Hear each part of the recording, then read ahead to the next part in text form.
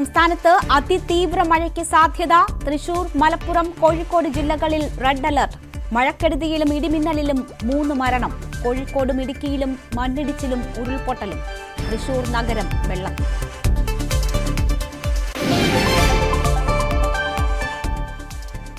വിദ്യാർത്ഥികളുടെ യാത്ര സുരക്ഷിതമാക്കാൻ വ്യാപക പരിശോധന. തിരുവനന്തപുരത്തെ സ്കൂൾ ബസ്സുകളിൽ MVD പരിശോധന നടത്തി.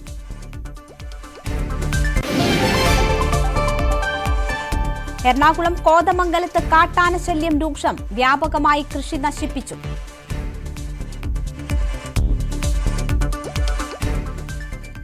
വാർത്തയിലേക്ക് വിശദമായി. കന്യാകുമാരിയിൽ വിവേകാനന്ദ പാറയിലെ 45 മണിക്കൂർ ധ്യാനം പൂർത്തിയാക്കി പ്രധാനമന്ത്രി നരേന്ദ്രമോദി. ധ്യാനം പൂർത്തിയാക്കിയ ശേഷം തിരുവള്ളുവരുടെ പ്രതിമയിൽ പുഷ്പമാല അർപ്പിച്ചു.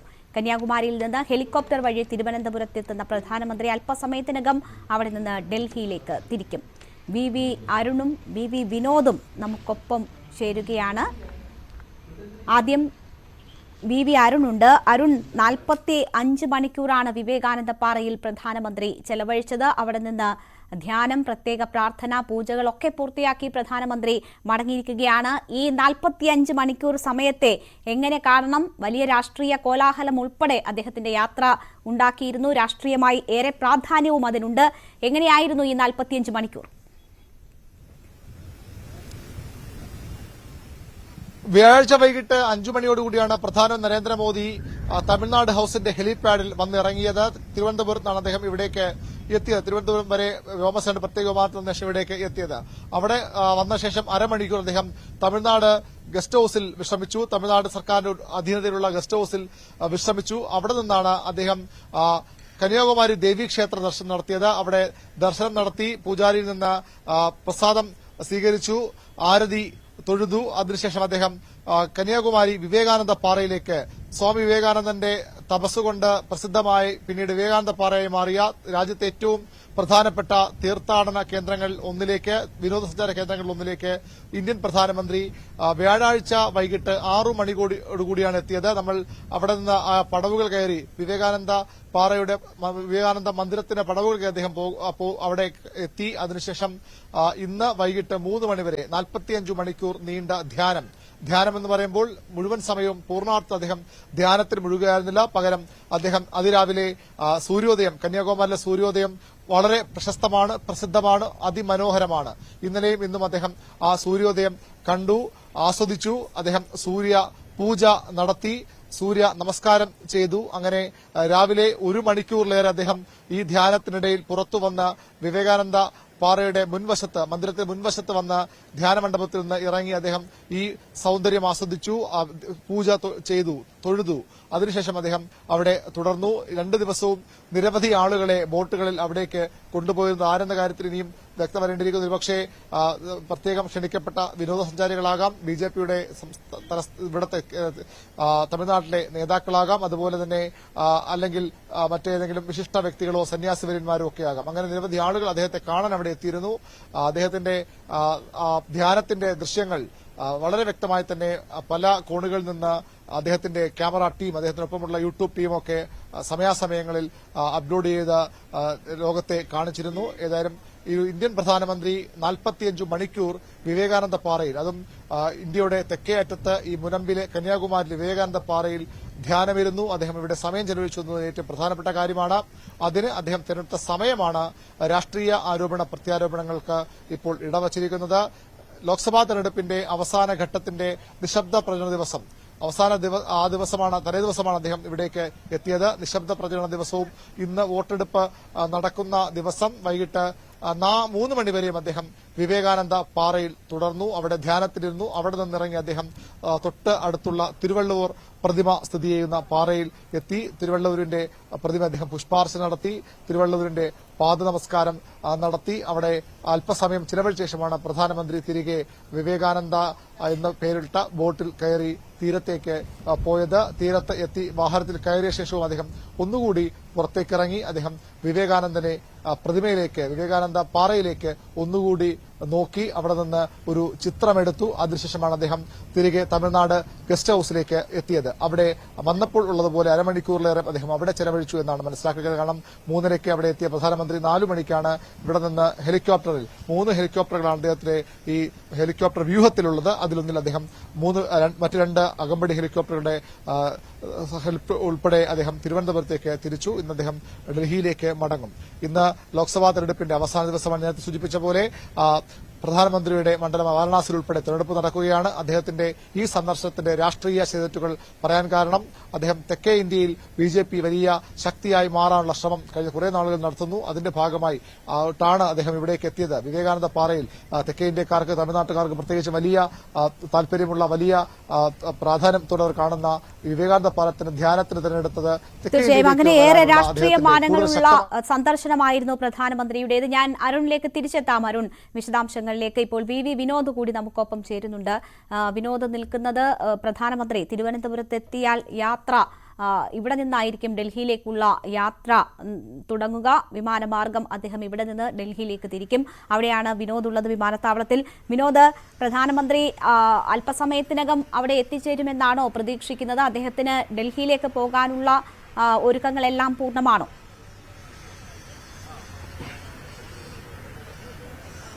രേണുക, പ്രധാനമന്ത്രി തിരുവനന്തപുരത്തേക്കുള്ള യാത്രയിലാണ്. കന്യാകുമാരിയിൽ നിന്ന് അല്പം മുൻപാണ് അദ്ദേഹം യാത്ര പുറപ്പെട്ടത്.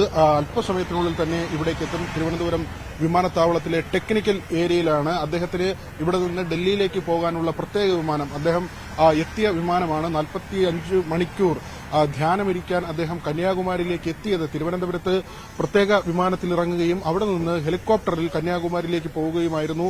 അതേ യാത്രാ രീതി തന്നെയാണ് ഇപ്പോൾ മടക്കയാത്രയിലും അദ്ദേഹം അവലംബിക്കുന്നത്. കാരണം കാലാവസ്ഥ പ്രതികൂലമെങ്കിൽ ഒരുപക്ഷെ ഈ റോഡ് മാർഗം, അങ്ങോട്ട് തന്നെ റോഡ് മാർഗത്തിന്റെ സാധ്യതകൾ നോക്കിയിരുന്നു. മഴക്കാലമായതുകൊണ്ട് കാലാവസ്ഥ അനുകൂലമാകേണ്ടതുണ്ട്. അദ്ദേഹത്തിന്റെ തിരികെയുള്ള യാത്ര അതിനും ഈ റോഡ് മാർഗമാണെങ്കിൽ അതിനുവേണ്ടിയുള്ള എല്ലാ സജ്ജീകരണങ്ങളും പൂർത്തിയാക്കിയിരുന്നു. പക്ഷേ അദ്ദേഹം അവിടേക്ക് പോയതുപോലെ തന്നെയാണ് ഇപ്പോൾ തിരികെ എത്തുന്നത്. 3 ഹെലികോപ്റ്ററുകൾ, അതിൽ ഒന്നിലാണ് പ്രധാനമന്ത്രി ഉള്ളത്. 2 അകമ്പടിയായുള്ള 2 ഹെലികോപ്റ്ററുകൾ. അദ്ദേഹത്തിന്റെ സുരക്ഷയുടെ ചുമതലയാണ് ആ 2 ഹെലികോപ്റ്ററിലുള്ള സൈനികർ വഹിക്കുന്നത്. അദ്ദേഹത്തിന് തിരുവനന്തപുരത്ത് എത്തിയാൽ തിരികെ പോകാനുള്ള പ്രത്യേക വിമാനം അതിവിടെ സജ്ജമാണ്. വളരെ പെട്ടെന്ന് തന്നെ അദ്ദേഹം ഈ വിമാനത്തിൽ ഇവിടെ എത്തിച്ചേർന്നാൽ വളരെ കാലതാമസമില്ലാതെ തന്നെ അദ്ദേഹം ഇവിടെ നിന്ന് ഡൽഹിക്ക് മടങ്ങും. വലിയ രാഷ്ട്രീയ പ്രാധാന്യമുള്ള രാഷ്ട്രീയ ചർച്ചകൾ, രാഷ്ട്രീയ വിവാദങ്ങളൊക്കെയും ഉയർത്തിയ ഒരു സന്ദർശനമായിരുന്നു അദ്ദേഹത്തിന്റേത്. കന്യാകുമാരിയിൽ അദ്ദേഹം ധ്യാനമിരിക്കുമ്പോൾ അദ്ദേഹം അതിന് തൊട്ടു മുൻപ് നടത്തിയ പരാമർശം മഹാത്മാഗാന്ധിയെ അറിഞ്ഞത് ഒരു സിനിമയിലൂടെയാണ്. ഈ ഗാന്ധി എന്ന സിനിമ വന്നതോടുകൂടി ലോകമറിയുന്നു എന്ന അദ്ദേഹത്തിന്റെ പരാമർശം, പിന്നീട് അതിന് പിന്നാലെ ഉണ്ടായ രാഷ്ട്രീയ കോലാഹലങ്ങൾ, ആ സമയത്തെല്ലാം മോഡി ധ്യാനത്തിലേക്ക് പോവുകയായിരുന്നു. അദ്ദേഹത്തിന്റെ ഒരു ആധ്യാത്മികമായ ഒരു ജീവിതം, അത് അദ്ദേഹം അവലംബിക്കുന്ന ജീവിത രീതിയാണ്. ആ നിലയ്ക്കാണ് BJP അതിനെ വിശേഷിപ്പിച്ചതും അദ്ദേഹത്തിന്റെ ധ്യാനത്തിന് അങ്ങനെ ഒരു പ്രാധാന്യം നൽകിയതും. ഏതായിരുന്നാലും ആ പരാമർശം വന്നു. വലിയ വിവാദങ്ങൾ ഉണ്ടാകുമ്പോൾ മോഡി വളരെ നിശബ്ദനായി അദ്ദേഹത്തിന്റെ ധ്യാനത്തിലേക്ക് പോവുകയായിരുന്നു. വിവേകാനന്ദ പാറയിൽ അദ്ദേഹം ധ്യാനനിരതനായി. മാത്രവുമല്ല, മറ്റൊരു ഉദ്ദേശം കൂടി BJPക്ക് ഉണ്ട് എന്ന ആരോപണം പ്രധാനമായും കോൺഗ്രസിന്റെ ഭാഗത്തു നിന്ന് ഉയർന്നു വന്നു. അതായത് ഇങ്ങനെ നിശബ്ദ പ്രചരണത്തിന്റെ മണിക്കൂറുകളിൽ അദ്ദേഹം ഈ കാട്ടിക്കൂട്ടുന്നത് അത് ഒരു ഗിമ്മിക്കാണ്, രാഷ്ട്രീയമായ ഗിമ്മിക്കാണ്. ആളുകളെ തെറ്റിദ്ധരിപ്പിക്കുന്നതിന് വേണ്ടി അദ്ദേഹം ഇങ്ങനെ ധ്യാനമിരിക്കുന്നു എന്ന വലിയ വിമർശനം അദ്ദേഹത്തിന്റെ ഈ ധ്യാനവുമായി ബന്ധപ്പെട്ട് AICCയുടെ ഭാഗത്തു നിന്ന് വന്നു. അഭിഷേക് സിംഗ്വി ഉൾപ്പെടെയുള്ളവർ ഇതിനെ വിമർശിക്കുന്ന നിലയുണ്ടായി. പക്ഷേ അതിന് BJP നൽകിയ മറുപടി, പ്രധാനമന്ത്രിക്ക് അങ്ങനെ എന്തെങ്കിലും ഒരു കാപട്യം കാണിക്കേണ്ടതില്ല. അദ്ദേഹത്തിന്റെ ജീവിതം പരിശോധിച്ചാൽ അദ്ദേഹം നരേന്ദ്രദാസ് മോഡി, ദാമോദർ മോഡി എന്ന അദ്ദേഹത്തിന്റെ പേര്, ആ പേരിന്റെ തുടക്കം മുതൽ അദ്ദേഹത്തിന്റെ ഈ രാഷ്ട്രീയ ജീവിതം, അദ്ദേഹത്തിന്റെ പൊതുപ്രവർത്തന ജീവിതം അത് വരുമ്പോൾ തന്നെ ആരോപണ പ്രത്യാരോപണങ്ങളൊക്കെ ഉണ്ടായിട്ടുണ്ട്. ആ വിഷയവുമായി ബന്ധപ്പെട്ട് ഏറെ രാഷ്ട്രീയ പ്രാധാന്യമുള്ള ഒരു സന്ദർശനം കൂടിയായിരുന്നു പ്രധാനമന്ത്രിയുടെ വിവേകാനന്ദ പാറയിലേക്കുള്ള യാത്ര. ആ യാത്ര പൂർത്തിയാക്കിയാണ് പ്രധാനമന്ത്രി തിരിച്ചെത്തുന്നത്. തിരുവനന്തപുരത്തേക്ക് അല്പസമയത്തിനകം അദ്ദേഹത്തിന്റെ ഹെലികോപ്റ്റർ എത്തുമെന്നാണ് പ്രതീക്ഷിക്കുന്നത്. അവിടെ നിന്ന് അദ്ദേഹം വിമാനമാർഗം ഡൽഹിയിലേക്ക് തിരിക്കുകയും ചെയ്യും. ഇനിയുള്ള മണിക്കൂറുകൾ ഏറെ നിർണായകമാണ്. ലോക്സഭാ തെരഞ്ഞെടുപ്പിന്റെ 7ാം ഘട്ട വോട്ടെടുപ്പ് അവസാനിക്കാനുള്ള മണിക്കൂറുകളാണ്. അതിന്റെ അവസാന മണിക്കൂറുകളിലേക്ക് കടന്നിരിക്കുകയാണ്. 6 മണിക്ക് വോട്ടെടുപ്പ് അവസാനിക്കും. 2 മാസം നീളുന്ന തെരഞ്ഞെടുപ്പ് പ്രക്രിയകളുടെ ഒരു സമാപനം കൂടിയാണ് ഇന്ന് നടക്കുന്നത്. എക്സിറ്റ് പോൾ ഫലങ്ങൾ അല്പസമയത്തിനകം പുറത്തുവരികയും ചെയ്യും. ഇന്ത്യയിലെ 543 ലോക്സഭാ മണ്ഡലങ്ങളെയും തൊട്ടറിഞ്ഞ് രാജ്യത്തെ ഏറ്റവും വലിയ വാർത്താ ശൃംഖലയായ ന്യൂസ് 18 എക്സിറ്റ് പോൾ തയ്യാറാക്കിയിട്ടുണ്ട്. ഓരോ 543 ലോക്സഭാ മണ്ഡലങ്ങളിലേക്കും ഞങ്ങളുടെ സർവേ ടീം നേരിട്ടെത്തി ശേഖരിച്ച വിവരങ്ങളുടെ അടിസ്ഥാനത്തിലാണ് എക്സിറ്റ് പോൾ ഫലങ്ങൾ തയ്യാറാക്കിയിരിക്കുന്നത്. ഇന്ത്യ എങ്ങോട്ടെന്ന് ജനങ്ങൾ അഭിപ്രായപ്പെടുന്ന സർവേയുടെ വിശദാംശങ്ങൾ 5 മണി മുതലാണ് ന്യൂസ് 18 കേരളത്തിൽ സംപ്രേഷണം ചെയ്യുക. രഞ്ജിത്ത് രാമചന്ദ്രൻ വിവരങ്ങളുമായി ചേരുകയാണ്. രഞ്ജിത്ത്, മലയാളികളുടെ ദേശീയ ചാനലാണ് ന്യൂസ് 18. ന്യൂസ് 18 543 മണ്ഡലങ്ങളിലും നേരിട്ടെത്തി ശേഖരിച്ച വിവരങ്ങളുടെ അടിസ്ഥാനത്തിൽ തയ്യാറാക്കിയിട്ടുള്ള എക്സിറ്റ് പോൾ ഫലങ്ങളാണ് 5 മണി മുതൽ സംപ്രേഷണം ചെയ്യുക. വോട്ടെടുപ്പ് പൂർത്തിയാക്കിയാൽ 6 ശേഷമായിരിക്കും ഫലങ്ങൾ നൽകി തുടങ്ങുക. നമ്മുടെ ഷോ 5 മണിക്ക് തന്നെ ആരംഭിക്കും. എല്ലാ ഒരുക്കങ്ങളും പൂർണ്ണമാണോ? തീർച്ചയായും രേണുക, 21 പ്രധാനപ്പെട്ട സംസ്ഥാനങ്ങളിലൂടെയാണ് നമ്മുടെ സർവേ ടീം കടന്നുപോയത്. അതിന് പ്രത്യേക മെത്തഡോളജി അടക്കം ഉപയോഗിച്ചാണ് നമ്മുടെ സംവിധാനങ്ങൾ പ്രവർത്തിച്ചത് എന്നുള്ളതാണ്. വോട്ടർമാരെ നേരിട്ടു കണ്ട് ഏതാണ്ട് 90,000-ൽ പരം വോട്ടർമാരെ നേരിട്ടു കണ്ടു നടത്തിയ സർവേയുടെ ആധികാരികമായ ഫലമാണ് നമ്മൾ 6 മണി മുതൽ പുറത്തുവിടുന്നത്. അതിന്റെ തയ്യാറെടുപ്പുകൾ നമ്മൾ കൃത്യം 5 മണിക്ക് തന്നെ ആരംഭിക്കും. 5 മണിക്ക് പ്രമുഖർ പങ്കെടുക്കുന്ന പാനലിസ്റ്റുകൾ പങ്കെടുക്കുന്ന പ്രധാനപ്പെട്ട ചർച്ചയുണ്ടാകും എന്നുള്ളതാണ് ഏറ്റവും പ്രധാനം. 21 സംസ്ഥാനങ്ങളിലെ 518 ലോക്സഭാ മണ്ഡലങ്ങളുടെ വളരെ കൃത്യമായ, വളരെ ആക്യുറേറ്റായ, ഇന്ത്യയിലെ തന്നെ ഏറ്റവും ആക്യുറേറ്റായ സർവേ ഫലം നമ്മൾ പ്രവചിക്കും കൃത്യം 6 മണി മുതൽ തന്നെ എന്നുള്ളതാണ്. 93,240 സാമ്പിൾ സൈസുകൾ, അത്ര അധികം ആളുകളെ നമ്മുടെ സർവേ ടീം നേരിട്ട് കണ്ടിരുന്നു. ഇത് കൂടാതെ ഓരോരുത്തരെയും, ഇവരിൽ 20% ആളുകളെ ഫോണിൽ ബന്ധപ്പെട്ടും ഇതിന്റെ ആധികാരികത ഉറപ്പിച്ചു തന്നെയാണ് നമ്മൾ സർവേ കണ്ടക്ട് ചെയ്തത് എന്നുള്ളതാണ്. ഈ പ്രത്യേകിച്ച് നേരത്തെ മുൻകൂട്ടി തയ്യാറാക്കിയ ക്വസ്റ്റ്യനെയർ, അതായത് ബൂത്തിൽ നിന്ന് പുറത്തേക്ക് ഇറങ്ങി വരുന്ന 5 പേരിൽ ഒരാളെ കണ്ട് അവരോട് സംസാരിച്ച് ആ ക്വസ്റ്റ്യനെയർ മുന്നോട്ട് വെച്ച് തന്നെയാണ് അവർ പോൾ ചെയ്ത പോളിംഗ് മഷി പോലും പരിശോധിച്ചാണ് ഈ സർവേ ഫലങ്ങൾ അവർ വോട്ട് ചെയ്തവരാണെന്ന് ഉറപ്പിച്ചാണ് അവരുമായി നമ്മൾ ആശയവിനിമയം നടത്തിയതും കാര്യങ്ങൾ മുന്നോട്ട് കൊണ്ടുപോയതും എന്നുള്ളതാണ്. സാധാരണ എക്സിറ്റ് പോളുകളിൽ ചെയ്യുന്നത് പോലെയുള്ള സംവിധാനമായിരുന്നില്ല. കാരണം കൃത്യമായി പോളിംഗ് ബൂത്തുകളുടെ പുറത്ത് നമ്മളുടെ പ്രതിനിധികൾ ഉണ്ടായിരുന്നു. അവർ ഇവരെ നേരിട്ട് കണ്ടു തന്നെയാണ് ഇത്തരത്തിലൊരു സംവിധാനം ഒരുക്കിയത് എന്ന് വളരെ പ്രധാനമാണ്. അതായത് ഒരു ലോക്സഭാ മണ്ഡലത്തിലെ 3 നിയമസഭാ മണ്ഡലങ്ങളിൽ വളരെ കൃത്യമായി തന്നെ നമ്മുടെ പ്രതിനിധികൾ കടന്നു ചെന്നിരുന്നു. അവരങ്ങനെയാണ് ഈ സർവേ ഫലങ്ങൾ പ്രേക്ഷകരിലേക്ക് എത്തിക്കുന്നത് എന്നുള്ളതാണ്.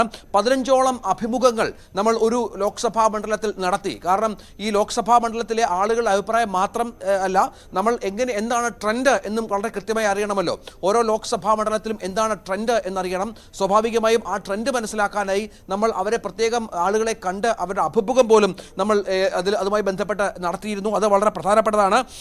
ഫേസ് ടു ഫേസ് ആയിട്ട് നേരിട്ട് കണ്ടുള്ള ഇന്റർവ്യൂകളാണ് ഇങ്ങനെ നടത്തിയത് എന്നത് പ്രധാനമാണ്.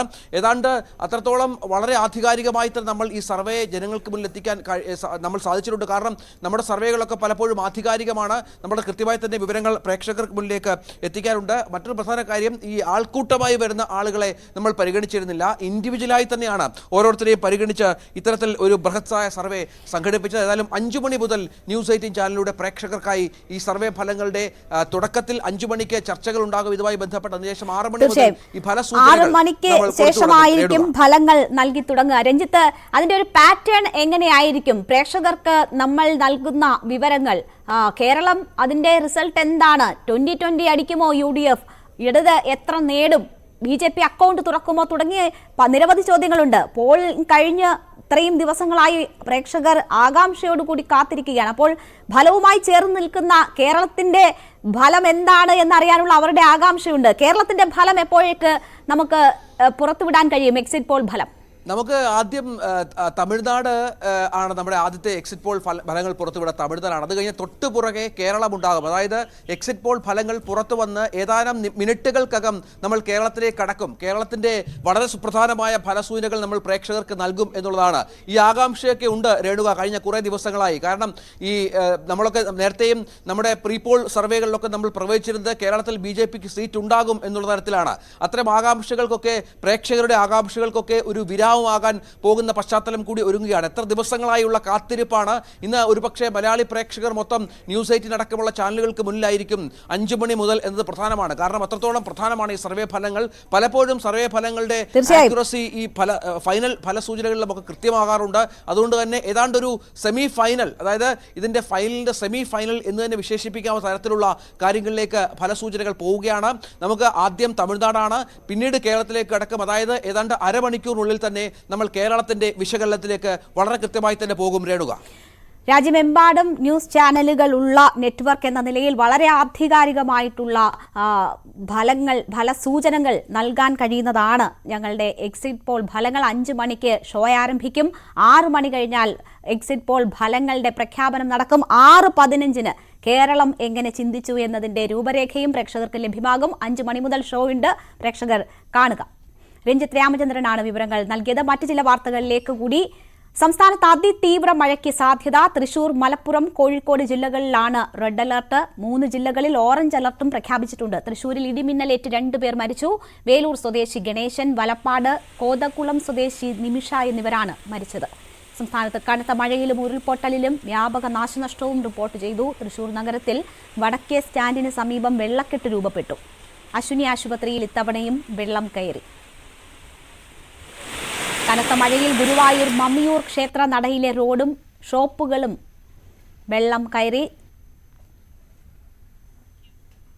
കോഴിക്കോട് കക്കയത്ത് മണ്ണിടിച്ചിലും ഉരുൾപൊട്ടലിലും 2 ഏക്കർ കൃഷിസ്ഥലം നശിച്ചു.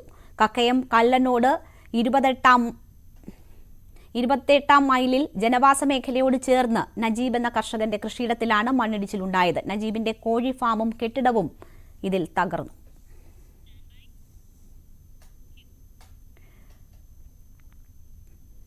ഇടുക്കി ജില്ലയിൽ ഇന്നലെ പെയ്ത മഴയിൽ കനത്ത നാശനഷ്ടമാണ് ഉണ്ടായത്. തൊടുപുഴ ഉൾപ്പെടുന്ന ലോ റേഞ്ച് മേഖലയിൽ മണ്ണിടിച്ചിലും ഉരുൾപൊട്ടലുമുണ്ടായി. അതിതീവ്ര മഴയ്ക്ക് കാരണം ലഘുമേഘ വിസ്ഫോടനമെന്ന് സംശയിക്കുന്നതായി കാലാവസ്ഥാ വിദഗ്ധർ പറഞ്ഞു. കാലവർഷാരംഭത്തിൽ തന്നെ ഇടുക്കി ജില്ലയിൽ പെയ്ത മഴയിലുണ്ടായത് വ്യാപക നാശനഷ്ടമാണ്. ജില്ലയുടെ ലോ റേഞ്ച് മേഖലയിൽ ഉൾപ്പെടെ പലയിടത്തും മണ്ണിടിച്ചിലും ഉരുൾപൊട്ടലുമുണ്ടായി. ഇന്നലെ ഉച്ചയ്ക്ക് ശേഷമാണ് പലയിടത്തും കനത്ത മഴ പെയ്തിറങ്ങിയത്. മഴയ്ക്കൊപ്പം ശക്തമായ ഇടിമിന്നലുമുണ്ടായി. തൊടുപുഴ പുളിയന്മല സംസ്ഥാന പാതയിൽ കരിപ്പലങ്ങാടിന് സമീപം പലയിടത്തും മണ്ണിടിഞ്ഞു.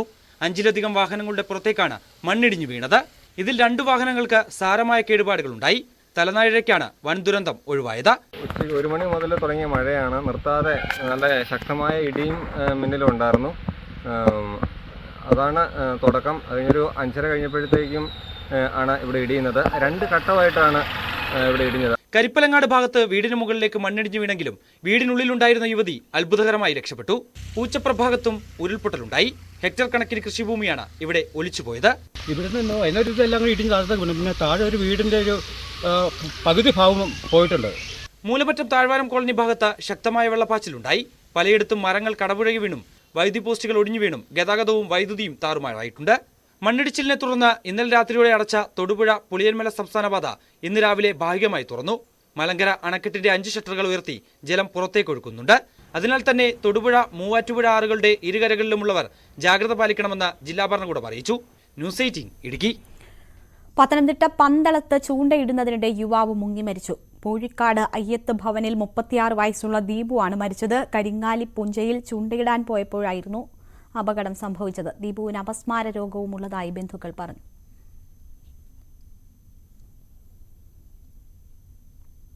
കൊല്ലം കൊട്ടാരക്കരയിൽ ഒഴുക്കിൽപ്പെട്ട് വീട്ടമ്മ മരിച്ചു. ഓടനാവട്ടം കട്ടയിൽ സ്വദേശിനി സുലഭ രാധാകൃഷ്ണനാണ് മരിച്ചത്. കഴിഞ്ഞ ദിവസം രാത്രിയാണ് മകൾക്കൊപ്പം വീട്ടിൽ കിടന്നുറങ്ങിയിരുന്ന സുലഭയെ കാണാതായത്. 2 ദിവസം നാട്ടുകാർ നടത്തിയ തെരച്ചിലിനൊടുവിലാണ് വെളിയം കടവിൽ മൃതദേഹം കണ്ടെത്തിയത്. കാസർഗോഡ് വയോധിക കിണറ്റിൽ വീണ് മരിച്ചു. മണക്കാട് വീട്ടിൽ നാരായണിയാണ് മരിച്ചത്. ഇന്ന് രാവിലെ പുഴക്കരയിൽ ഉള്ള ആൾമറയില്ലാത്ത കിണറ്റിലാണ് വീണത്. രാവിലെ കാണാതായതിനെ തുടർന്ന് വീട്ടുകാർ നടത്തിയ തെരച്ചിലിലാണ് കിണറ്റിൽ വീണ നിലയിൽ കണ്ടെത്തിയത്. തുടർന്ന് ആശുപത്രിയിൽ എത്തിച്ചെങ്കിലും മരണം സംഭവിക്കുകയായിരുന്നു. കോഴിക്കോട് പയ്യോളിയിൽ പോലീസ് ജീപ്പ് ഡിവൈഡറിൽ ഇടിച്ച് മറിഞ്ഞു. വാഹനത്തിലുണ്ടായിരുന്ന Payyoli SI Anwar Shah, senior civil police officer Suresh എന്നിവർ നിസാര പരിക്കുകളോടെ രക്ഷപ്പെട്ടു. ജീപ്പ് നിയന്ത്രണം വിട്ട് റോഡിന്റെ നടുവിലെ ഡിവൈഡറിൽ ഇടിച്ച് മറിയുകയായിരുന്നു. രാവിലെ 11:30യോടെയാണ് അപകടം. സ്കൂൾ തുറക്കുന്നതിന്റെ ഭാഗമായി വിദ്യാർത്ഥികളുടെ യാത്ര സുരക്ഷിതമാക്കാൻ സ്കൂൾ ബസ്സുകളിൽ പരിശോധന തുടരുകയാണ്. തിരുവനന്തപുരത്തെ സ്കൂളുകളിലെ ബസ്സുകളിൽ MVD പരിശോധന നടത്തി. എറണാകുളം കോതമംഗലം കോട്ടപ്പടി പഞ്ചായത്തിലെ ജനവാസ മേഖലകളിൽ കാട്ടാനശല്യം രൂക്ഷമാണ്. ആനകൾ കൂട്ടത്തോടെ ഇറങ്ങി വ്യാപകമായി കൃഷി നശിപ്പിച്ചു.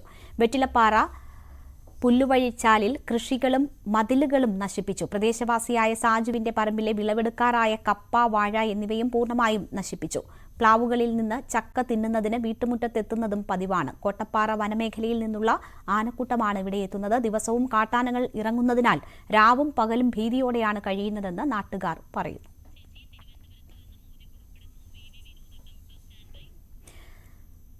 കന്യാകുമാരിയിൽ 45 മണിക്കൂർ വിവേകാനന്ദ പാറയിൽ ധ്യാനം പൂർത്തിയാക്കിയ പ്രധാനമന്ത്രി നരേന്ദ്രമോദി തിരുവനന്തപുരത്ത് എത്തിയിരിക്കുന്നു. അദ്ദേഹം തിരുവനന്തപുരത്ത് നിന്നും പ്രത്യേക വിമാനത്തിൽ അല്പസമയത്തിനകം ഡൽഹിയിലേക്ക് യാത്ര തിരിക്കും എന്നാണ് മനസ്സിലാക്കുന്നത്.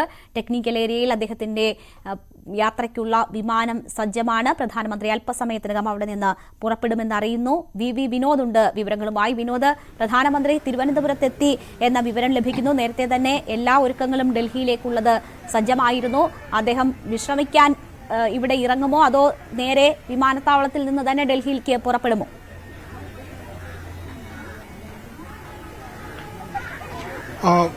തിരുവനന്തപുരത്ത് അദ്ദേഹം തങ്ങില്ല എന്നത് തന്നെയാണ് വിവരം. അദ്ദേഹം ഇപ്പോൾ പ്രത്യേക ഹെലികോപ്റ്ററിൽ വിമാനത്താവളത്തിലെ ടെക്നിക്കൽ ഏരിയയിൽ എത്തിയിട്ടുണ്ട്.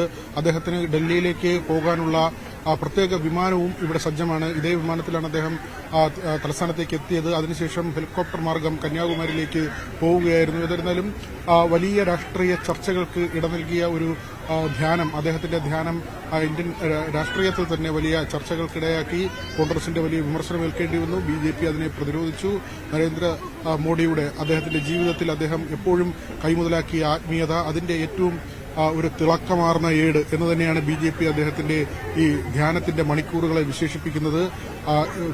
പൊതുതെരഞ്ഞെടുപ്പ് അതിന്റെ ഏറ്റവും അവസാന ഘട്ടം, അതിന്റെ പോളിംഗ് നടക്കുന്ന ഏറ്റവും അവസാനത്തെ ഘട്ടത്തിന്റെ പോളിംഗ് നടക്കുന്ന ദിവസമാണ് അദ്ദേഹം 45 മണിക്കൂർ ധ്യാനം പൂർത്തിയാക്കി തിരികെ മടങ്ങുന്നത്. നിശബ്ദ മണിക്കൂറുകളിൽ ഒരുപക്ഷെ നരേന്ദ്രമോദി അദ്ദേഹത്തിന് ഏറ്റവും കൂടുതൽ രാജ്യത്തിന്റെ ശ്രദ്ധ ലഭിച്ച ഒരു കാര്യം തന്നെയാണ്. അവിടെയാണ് ഈ തിരഞ്ഞെടുപ്പ് രാഷ്ട്രീയത്തിന്റെ ചില നീക്കങ്ങൾ എന്ന തരത്തിലുള്ള ചർച്ചകൾ കൂടി ഉയർന്നു വന്നത്.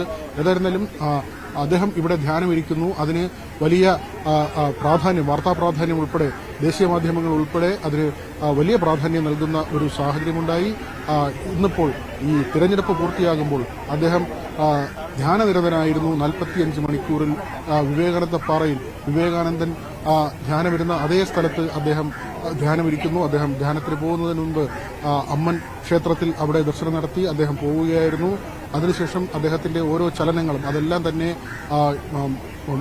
നമ്മുടെ ജനങ്ങൾക്ക് മുന്നിൽ വന്നതാണ്. അദ്ദേഹം അവിടെ ചെലവഴിച്ച പ്രധാനപ്പെട്ട നിമിഷങ്ങൾ, സൂര്യോദയവും അതേപോലെ തന്നെ അസ്തമയവും ഉൾപ്പെടെ അദ്ദേഹം ധ്യാനത്തിരിക്കുന്ന ദൃശ്യങ്ങളടക്കമുള്ള കാര്യങ്ങൾ പുറം ലോകത്തേക്കെത്തി. എങ്ങനെയാണ് മോദി വിവേകാനന്ദ പാറയിൽ അദ്ദേഹത്തിന്റെ സമയം ചെലവിട്ടത്, അദ്ദേഹം ധ്യാനനിരതനായത്, അദ്ദേഹത്തിന്റെ ആത്മീയ ജീവിതം ഒരുപക്ഷെ രാഷ്ട്രീയ ജീവിതം പോലെ തന്നെ ഇടവും വലവുമായി അദ്ദേഹത്തിന്റെ രണ്ട് കണ്ണുകൾ പോലെ അദ്ദേഹം കൊണ്ടുനടക്കുന്ന പൊതുപ്രവർത്തനവും രാഷ്ട്രീയ ജീവിതവും ഒരു വശത്ത് ആത്മീയ ജീവിതവും അതിന്റെ തിളക്കമുള്ള ഒരു ഭാഗമായി BJP അതിനെ വിശേഷിപ്പിക്കുമ്പോൾ മഹാത്മാഗാന്ധിയെ പോലും അപമാനിച്ചിട്ടാണ് അദ്ദേഹം ഗാന്ധി നിന്ദ നടത്തിയിട്ടാണ് ഇങ്ങനെ നിശബ്ദതയിലേക്ക് പോകുന്നത്. അങ്ങനെ രാഷ്ട്രീയമായ ഒരുപാട് ആരോപണങ്ങൾ ഈ യാത്രയ്ക്കെതിരെ ഉയർന്നിരുന്നു. എന്തായാലും പ്രധാനമന്ത്രി ആ യാത്ര പൂർത്തിയാക്കി തിരുവനന്തപുരം വിമാനത്താവളത്തിൽ എത്തിയിട്ടുണ്ട്. അദ്ദേഹത്തിന്റെ ഹെലികോപ്റ്റർ അല്പം മുൻപ് തിരുവനന്തപുരം വിമാനത്താവളത്തിലെത്തി. അല്പസമയത്തിനകം തന്നെ അദ്ദേഹം പ്രത്യേക വിമാനത്തിൽ ഡൽഹിക്ക് തിരിക്കും. അൽ മുക്താദിർ ഗ്രൂപ്പിന്റെ സ്വർണ്ണ ബുള്ളിയൻസ് എക്സ്ക്ലൂസീവ് ഷോറൂം അൽ മുഗ്നി തൃശൂരിൽ പ്രവർത്തനം ആരംഭിച്ചു. തൃശൂർ പുത്തൻപള്ളിക്ക് സമീപം DRD ടവറിലെ showroom all India Muslim personal law board അംഗം അബ്ദുൾ ഷുക്കൂർ മൗലവിയും Al Muqtadir group CEO doctor Muhammad Mansoor Abdul സലാമും ചേർന്ന് നിർവഹിച്ചു. ചടങ്ങിൽ K Muraleedharan MP, Thrissur mayor MK Varghese, Maulana Sayyid Mustafa Rifai തുടങ്ങിയവർ പങ്കെടുത്തു. സ്ഥാപനത്തിൽ പ്രവർത്തിക്കുന്ന GDJMMAയുടെ ഹെഡ് ഓഫീസിന്റെ ഉദ്ഘാടനം K മുരളീധരൻ MP നിർവഹിച്ചു. ബിഗ് റമദാൻ ഓഫറായി എല്ലാ ആഭരണങ്ങളും പണിക്കൂലി ഇല്ലാതെയാണ് നൽകുന്നത്. ബിഗ് ഓഫറായി നറുക്കെടുപ്പിലൂടെ ഇന്നോവ ഹൈക്രോസ് കാർ സമ്മാനവും നൽകുന്നുണ്ട്.